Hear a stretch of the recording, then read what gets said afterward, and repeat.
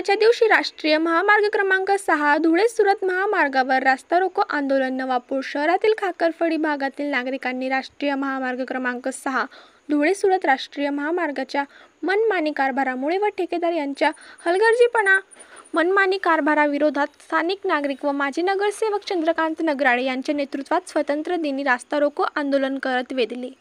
या आंदोलनात स्थानिक नागरिक मोठ्या प्रमाणात दिसून आले. नवापूर शहरातील जुना आरटीओ कार्यालया परिसरामध्ये राष्ट्रीय महामार्ग क्रमांक 6 चे चौपदरीकरणाचे काम सुरू आहे. या राष्ट्रीय महामार्ग रस्त्यावर मोठमोठे खड्डे पडल्याने पावसामुळे चिखलाचे साम्राज्य निर्माण झाले आहे. या मार्गावरून खाकरफळी रेल्वे स्टेशन भागातील नागरिकांना जाण्या येण्यासाठी तारेवरची कसरत करावी लागत आहे. या ठिकाणी नागरिकांनी योग्य सुख सुविधा न देता ठेकेदार मनमानी कारोबार करत असल्याचा आरोप करत स्थानिक नागरिकांनी रास्ता रोको आंदोलन केले. साधारण काही काळ आंदोलन सुरू राहिल्याने राष्ट्रीय महामार्ग क्रमांक 6 धुळे-सुरत महामार्गावर दोन्ही बाजूला वाहनांच्या रांगा लागल्याने नवापूर पोलीस ठाण्याचे सहाय्यक पोलीस निरीक्षक नरेंद्र साबणे यांच्या पथक घटनास्थळी आल्याने आंदोलन थांबविण्यात आले.